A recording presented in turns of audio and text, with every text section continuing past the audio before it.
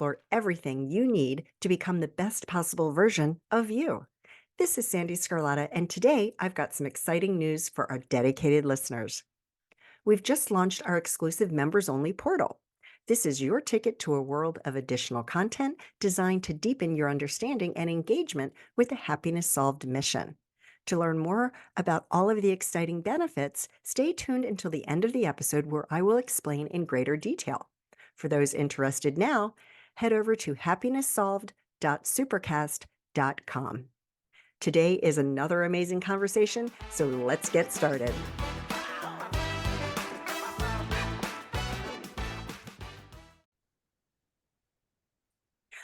Dr. Frieda Birnbaum, it's such a pleasure to have you on today. Thank you so much for joining me. How are you today?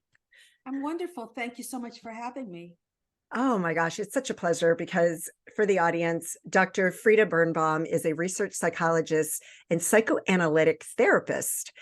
And you're the award-winning author of Life Begins at 60. And you work with a lot of people on topics such as family dynamics, parenthood, relationships, addiction, anxiety, and depression. So we're going to have such a great conversation. I have no idea where it's going to go, but tell Good. me a little bit about you and how you got to where you are today, because I love to hear people's stories, Oh, because I feel okay, like that's that's how we great. learn. I Yeah. love to tell stories, and my story to me was interesting. I was standing in line, believe it or not, like what is she talking about? I was standing in line in the supermarket with my two children, beautiful little kids, and I'm seeing this lady in front of me who looks so happy with her two little kids. And I'm wondering to myself, why am not I not happy? I have a beautiful house, a wonderful husband, two cars in the driveway, the American dream. What's Right. wrong with me? So I researched it, and I realized that women who have more assertive tendencies end up being more involved with, let's say, business, with academia, away from the home. And so I explored that, and I did my dissertation on what happens to a housewife, me, that becomes a professional. Well, that after 5 years, I found one sentence, and that was that people listen to you, and your husband listens to you, and socially and financially, things change. You have control in your life. I was not a different person, but I was respected in a way that I wasn't respected before. And it's really unfair because I found being a mother is really the most difficult thing you could do and the most responsible thing. So I Yes. always felt it was something that was extremely rewarding. But I did miss the fact that I put my husband, excuse me, through law school, and he became an attorney. And one morning I'm sitting there with my little baby in my hand, giving him the baby food, putting some in my mouth. I was completely depressed. And I'm in this robe, and I'm looking at him. He has a three-piece suit on. He's wearing this, what are they called, attaches or whatever. And he's going to have lunch out with his friends, and he's going to see adults, and he's going to be driving into the city. And I said, boy, how come he gets to do all that stuff? So I decided to go back to school, and I did so. And I went in increments. I went when my children were little, and I waited for them to go to school themselves so I could go to school. And I was very fortunate. I was accepted to Columbia University for my master's in psychology. But what did happen was my husband was supposed to take care of the children, and women have this dual role. Men have wives. Women don't have wives. You could have all kinds of help. You know what I mean? I wanted to write a book once, was how I left my husband and kept a housekeeper, because really that's what women really need. So I had to leave because he would call me and say, "What are you doing?" I said, I'm not going to be home. I have class. I have work." He said, "Good, I'll come home later." And meanwhile, my daughter is upstairs watching TV, going out of her mind with just being a zombie on TV. And my son is there. And I said, "You know what? No, my innate feeling is to be a nurturing person first. I'm not going to do it." So I dropped out, and then I got my PhD when I was 46 years old. It took me a long time to get there, but my children had a mother. So that's important. Forgot your question, but I just want to tell you this is how my history, how it started. But one other thing I found in research was that women who had mothers who were happy staying home did so, and women who had mothers who were happy being career women did so. But I had a mother that was conflicted. She could have been a businesswoman. She grew up in a time where you're not, women didn't have that opportunity. So I became a wonderful wife and mother, but because she was conflicted, these women often change in the midst of their relationship, which was me. And it's usually better than ever when you do change. Sometimes divorce comes in because a man marries a woman for a certain reason, and that's changes, so they're threatened. Uh, but so aren't you glad you asked me that question? I love it. No, that's a great story because, everybody has different circumstances that they're, you know, in their life. And while some families and households can afford to have one parent stay home with the children, not all of them can. And there's no right or wrong answer. Given a choice, I really believe that most women would choose to be home with their children if they could, because it's so much Yes. as a part of our DNA. And I was grateful to have 10 years at home with my son, um, until I went back to the corporate world, full time. But That's true, yeah, but so yeah, you're absolutely right. Women cannot often afford to have help. yeah, And what's interesting is that women that can afford to have help often don't stay home either. yeah, They'll leave the child with the housekeeper, children, and they will go out and exercise and do all kinds of things. So the child doesn't know where the mother is, so they tend also not to be home. And women who have to work and have to have somebody to watch the child, often in a child care center, not a nanny or a housekeeper, they are the most depressed because they're not in control of what they have to do. They don't have that choice of staying home. Where the mothers who aren't staying home and don't stay right and have help, they're not depressed. They don't feel guilty at all. yeah. So So, think what about that. advice can you give if there's a woman out there that's listening right now and she is one of those that has to work and she has to put her child in daycare? What advice can you give to them so that they don't go down that cycle of depression and that they can find some sort of meaning and purpose so they can be happy? Because at the end Well, of the day, that's what we all want. of course. And it's all they say quality, not quantity. And you go, yeah, yeah, sure. But it's true, if you stay home with the child all the time, how much quality can you give that child? After a while, you'll just throw some toys on the floor and say, play here. I'm sitting down or whatever. So it's really hard to be in the moment all the time. As I said to you before, I was craving adult conversation.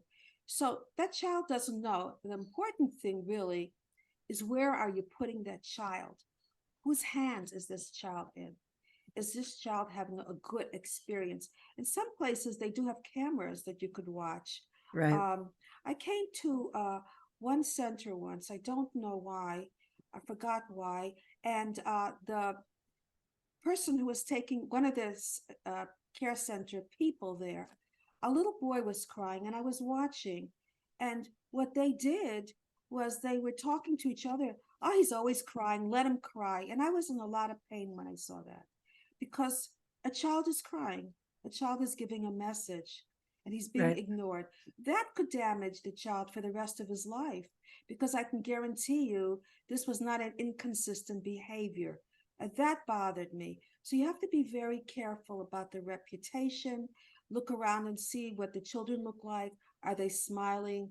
Are they happy? Is there enough space and activities and a schedule for the children? And also the caretakers. What are they like? Are they happy people? Are they people that are getting their needs met? Do they feel that they can handle it in a way that's connected to who you are? So that's really what the guilt is about, is to see that you're putting your child in good hands, whether the people, women who are not guilty, that don't stay home because they're having fun, or the women who have to work. It's all comes down to the same thing. In Yeah. good hands, somebody you can depend on. Yeah, for sure.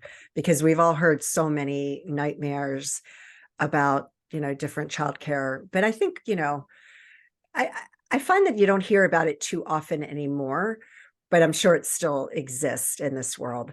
So shifting gears a bit, Dr. Frieda, I want to talk about your book, Life Begins at 60, A New View of Motherhood, Marriage, and Reinventing Ourselves.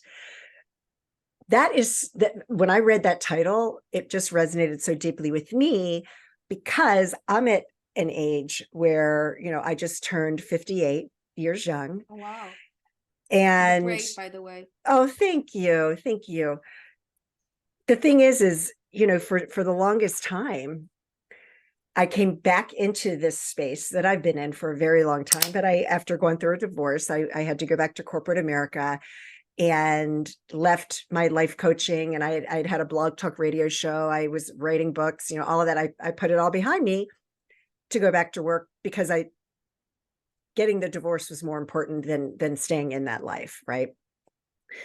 So when I come back into this whole arena that I'm in with writing books and speaking on stage and doing my podcast and coaching clients and all of that, I went through a period where I had this limiting belief that I was too old because social media, thank you, social media, right? I see all these other women that are 10, 15 years younger than me, and I look at them and I'm like, ugh. But then it's like, wait a second, I've got 15 years of wisdom on them that they don't have.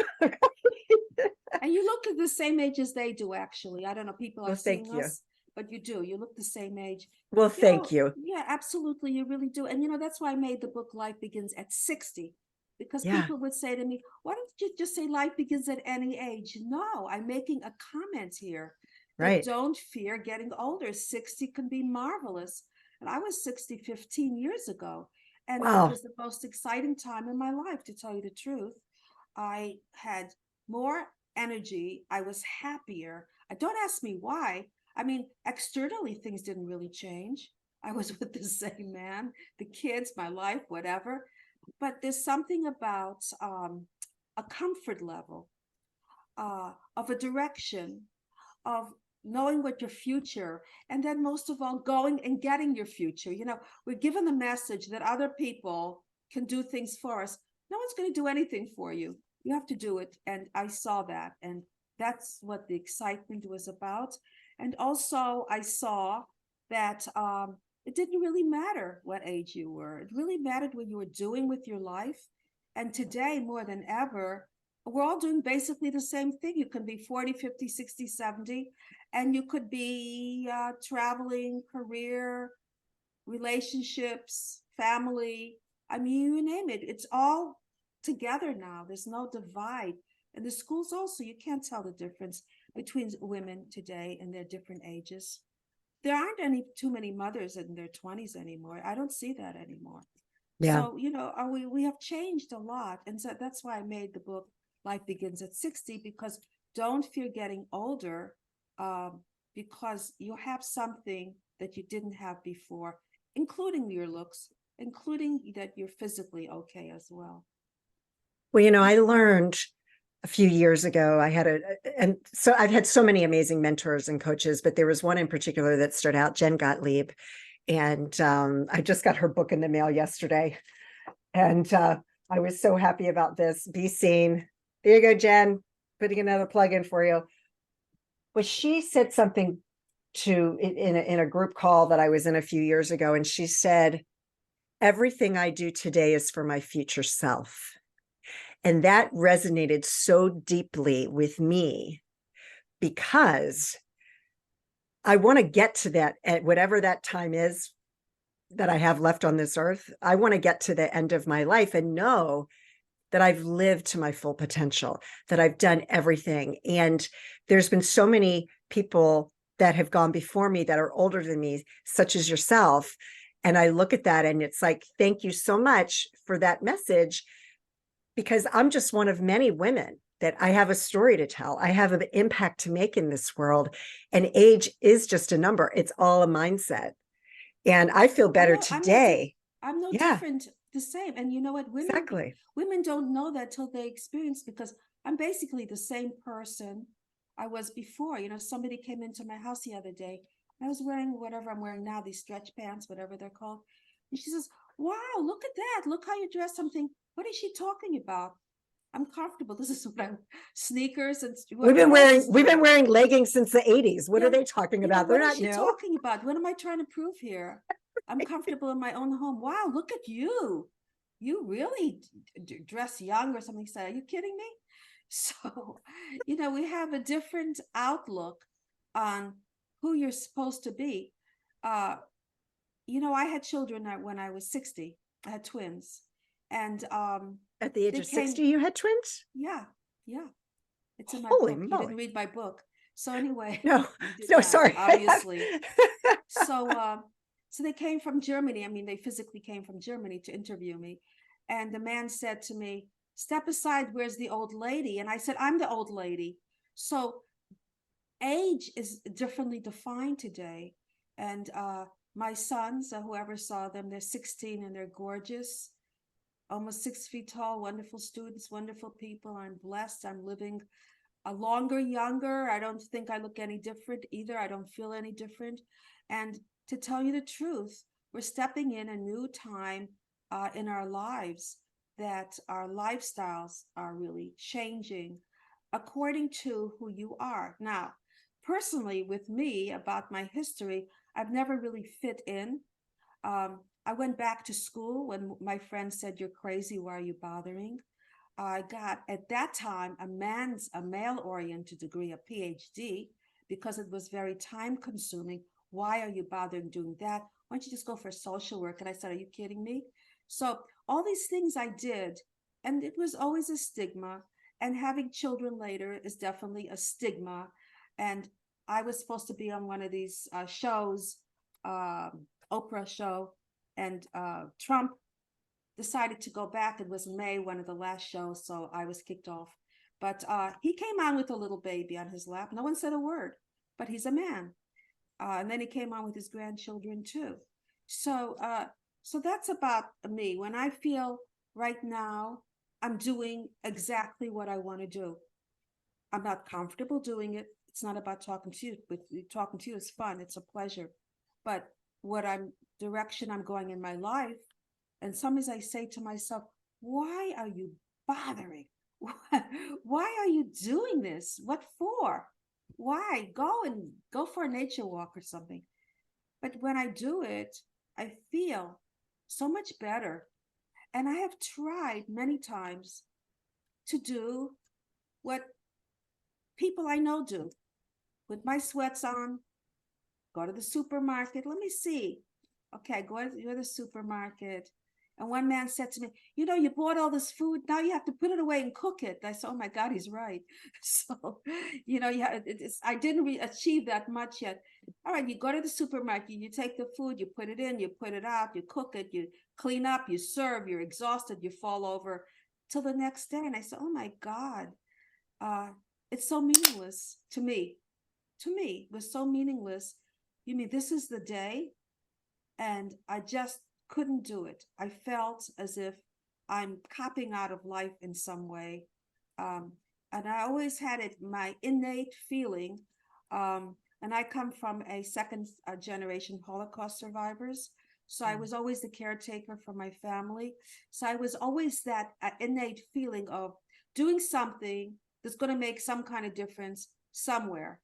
And so surviving was something I was born with. I had to always learn to survive for my parents, for illnesses, for my children. I just had a tragic incident. I'm not talking about it because it's very raw. But with all that stuff, um, resilience is really what makes the person. And I remember my son walking around our block, and we live in a block where people are well-to-do. And he said, Ma, I feel sorry. See, I didn't know what I was going to say. Here I'm talking. I feel sorry for these kids who have it all for themselves, because there's nothing, there's no goal. There's nothing that they can feel accomplished about. And so that's what it is. It's about feeling that you have a purpose, feeling you can be in a wheelchair and have a purpose. You don't have to even, Absolutely. You can be 90 and have a purpose. On my podcast, I had a 90-year-old man talking about what his life is like, a very rich lifestyle, emotionally, physically. So I'm just saying that it's what's innate and how you present it. And women don't tell their age. And so we don't even know what age means today. And society has to catch up with where we are in our lives, which is really living our lives differently than my mother lived her life. I mean, when she was 40, she had a miscarriage on purpose for the shame of it all. Today, women in their 40s are having kids. So things have changed, and women looked older in their house dresses. And I used to think when I was young, I remember a woman got on the bus, and she's wearing these black, comfortable shoes. And to me, they're old lady shoes. And I was a child, little girl, and I said, if she didn't wear those old lady shoes, people wouldn't know she was old. But people dressed a certain way. Right. The house dresses with the pockets, my mother would say, get me a house dress, but make sure it has pockets. And my father was sick of looking at her. and he'd say, look at all the, can't you just wear something else? I'm comfortable. That's all. So those are some of my memories of my Well, at least nowadays childhood. we have a lot more fashionable choices that are comfortable. Yeah. So, talking about a woman having babies in their 40s, I mean, I remember my son was born 1 month before I turned 35. So I wasn't considered a geriatric pregnancy. It wasn't a geriatric pregnancy because I was under 35. And yet here, and yes, I mean, I saw that you had that, but it didn't register that you were notably the oldest woman in America to give birth to twins at the age of 60. So can we just touch on that for a minute? Because you kind of glossed over it. And I was like, wait a second. It just didn't register with me. First of all, a couple of questions. Why would you want to have children at a later age? Because it is dangerous, right? The older you get. The But answer like, is, I'm going to how did it interrupt you. happen? How did it happen? Why are you assuming it's me? Why are you assuming that I'm the one that wanted to do it? Just because, right? Why? Yeah. I'm married to a man, and he's part of this too. No, Right. Of course. so Okay. maybe So he's the one. as a group decision, so what was it that led to that decision? My husband. Okay. My Awesome. husband was the one. I always looked younger than my age. I always Oh, lived you too. younger You than my totally do age. not look the age that you are. Thank you. Yeah. Thank you. I don't know why I did. I think I saw some wrinkles here this morning, but that's okay. I don't do anything. But so the thing is that I said, I had a child when I was 53 years old also.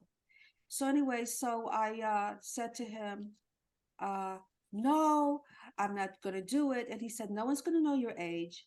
And he said, you know, you're being vain. Who cares about you anyway? Uh, if you have a child and you're capable of having a child, maybe you're going to set an example for other women. Now that I liked, that I Yes. always liked to set an example for other women because I was always very supportive of other women. I was at the time with Gloria Steinem and Betty Friedan and Bella Abzug. Do you remember those people? Hmm. I don't know if you do. Yeah. So, and I was always told by them that I'm going to speak in public and the media. I don't know what they were saying it. This is way before anything happened. But when he said that, that sparked, so I said, you know what, maybe I shouldn't be selfish. I wouldn't mind it. And I'm a professional. I have the ability to give them a healthy lifestyle. I plan on living a long time. My parents lived a long time, into their 90s, and they didn't do anything at all, believe me, to live a long time. So because of that, I decided, you know what? I'm going to do it, but I'm not going to tell anybody my age. Well, of course, I told everybody my age. And I wrote a book about my age. And my interviews were about my age, duh. So, so the hospital that next morning, I just delivered it. I'm like this, and they're coming in from ABC, NBC, CBS, this, that, you know, I said, are you kidding? How did you get here? They let us in. We were just want to talk to you for a minute. So everybody knew, and I was on I don't know whatever that was. With Barbara Walters, what was her segment? 20, not 2020, but the other one. Yeah, 60 2020. minutes. Oh, 60, is no, this 60 minutes or 2020. 2020? Yeah. 2020. I always get those confused. And yeah, I told everybody. And what I didn't like, I think her name was Vargas. Um, I forgot her first name. Uh, she said to me, well, she said, aren't you ready to just have fun? And aren't you ready to, go and retire? And I said, you know what? When I'm 80, I'll have time to retire. Why should I retire now? There you What go. does that mean to retire? I have been blessed to have uh, positive energy, to see these kids thrive. And one of the best things I did. Every time I do something society frowns on, it's because I end up making the right decision. And that's how I live my life now. I'm doing all this, and my kids think I do nothing because they come home from school. When were you in the media? When are you writing a book? What did you do a podcast? What are you doing? You don't do anything. And then I have people coming in. This is my office for sessions. And my teenager, one of them is a little rebellious, says to somebody that comes in, don't go in to see her. She doesn't know what she's saying. She doesn't know what she's doing. I'm the mom. I have in my kitchen, it says, if someone's talking and no one's listening, her name is mom. So that's in my kitchen. But when I walk a few feet into my office, people listen and pay me. So he says that, but thank God I'm good enough that they don't believe him. So, so that's who I am a little bit more. I have to have this kind of um, challenge, and I have to be able to always have a plan. I'm excited about my next plan. And like yourself, when you turn 60, you're thinking, you want to be able to accomplish and get your needs met. And I'm thinking the same way. And knowing what it is that you want, my father said to me, don't go to the media. You're not going to know what to say. I said, thanks a lot. You give me a lot of confidence. And my mother thought that doing this stuff was like being a prostitute or something. What? If a man came into my office, my mother would say to me, what is a man doing coming in your office? Like, what am I doing in here? Undressing, talking to him. What are you doing with a man in the office? What am I Oh my doing with God. him? Please. That's what she thought of therapy. She didn't know why people came to see me. She thought that if they had food on the table and a roof over their heads, isn't that enough? What are they complaining about? I should have had it so good, she says to me. Yeah. That's true. It's a Yeah. different life we Oh my lead. goodness. But Dr. that's where Frieda, it came from. I love all these perspectives that you are sharing with the audience, because it's so important that women have role models such as yourself. Giving birth to twins at the age of 60 is no small feat by any stretch of the word, but also, getting your PhD you said you were 46 years old when you got that it just demonstrates to all women out there, and to anybody for that matter, that age is just a number, and don't let it define you, and don't let it limit you, because we all have limitless opportunities You'll while never we're be here. sorry. You'll never be sorry. That's right. People, the biggest problem they had when they get older, I could have, I should have. You'll Yep. never be sorry for trying and say, okay, I did it That's and I right. failed, but I did it. I tried it. I did Yeah. it. We can't do everything at one time. We can't have kids go to school. Uh, we can't do it all, No. but you can get it in. That's the difference. You can get it in at different times. I waited to get it in. So I was 46. It took me 5 years to get my PhD. You have to have a lot of patience. And I remember I told my mentor when I first got into the program, I said, what do I do? And she says, if you have to ask me, you don't qualify. So I never talked to her again. I didn't say anything to her. I just tried. But another thing I did that made it easy, I went under the NYU syllabus because to go to school, I went to school for a college instead of Columbia. It's called a college without walls, where you go to certain classes And you have to go through a certain syllabus, but you don't have to necessarily physically be there all the time. So I took statistics, I took research with all the professors, with all the work that I had to do. But the timing was different. When I was in Colombia, my timing was theirs, and I had to have a paper ready. And 4 in the morning, if it wasn't ready, I wouldn't be able to pass the class, and I had to have it at that time.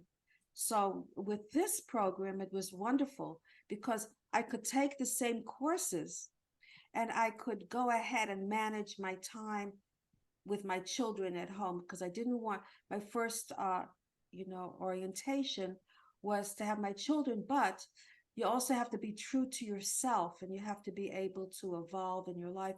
And it's good for your children because kids that have mothers who work, and when I lived in Hackensack, New Jersey, I live in New Jersey right now. Hmm. So I lived in Hackensack, New Jersey. I remember getting off the elevator and a woman said to me, I don't know. I couldn't go to school and work. Are you sure your kids are okay? Like implying I'm a bad mother, that kind Yeah, of thing. But research showed me that women who work outside the home actually have more confident kids, and their boys end up marrying women also right, uh, who are out there in businesswomen career because that's what they saw at home. So see, right. this is what I have to say. I love it. Dr. Frieda, is there anything else you want to share with the audience that we haven't Hmm. talked about so far before we finish up? Listen, I've shared a lot. You're great because I didn't even know I was going to talk about this at all. So you know what I mean? So I had so much out there. What do I share? If you think it's right, it's probably right. And the more people criticize you, the more you're doing the right thing. So remember, when people are saying to you, why are you doing it? You don't have to explain to them. Think to yourself why you're doing it. And if you like the answer, just go for it. Oh, I love it.